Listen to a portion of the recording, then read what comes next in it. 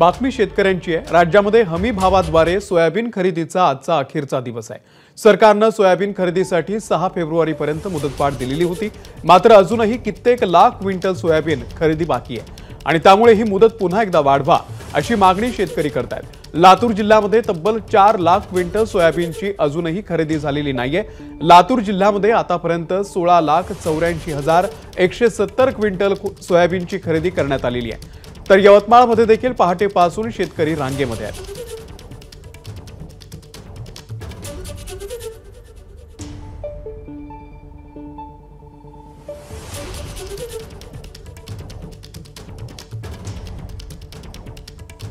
कृषी मंत्र्यांनाही सांगणार आहे आणि पणनच्या मंत्र्यांना, मुख्यमंत्र्यांना लिहू आम्ही पत्र की तुम्ही आता कोटा वाढवा आणि हे जोपर्यंत सोयाबीन लोकांच्या घरात आहे शेतकऱ्यांच्या तोपर्यंत सर्व सोयाबीन खरेदी केलं पाहिजे।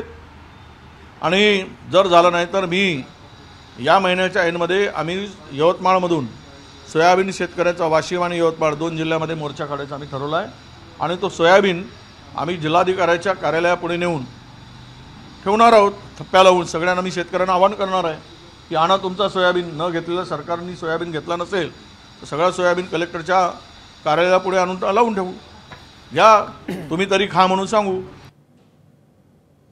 खरेदी मुदती वाढी संदर्भामध्ये मंत्र्यांना पत्र लिहिणार असून मुदतवाढ न झाल्यास आंदोलनाचा इशारा आता निलेश लंके यांनी दिलाय। सगळ्यात महत्त्वाचं मुदतवाढ जरी दिली होती पण अद्यापपर्यंत ज्या पद्धतीने सोयाबीनची खरेदी होणं आवश्यक होते ती झालेली नाही। त्यामुळं माझी मागणी आहे की मुदतवाढ मिळाली पाहिजे, भेटलीच पाहिजे। त्या बाबतीत मी आज संबंधित मंत्री महोदयांना पत्र सुद्धा देणार आहे। एबीपी माझा, उघडा डोळे बघा नीट।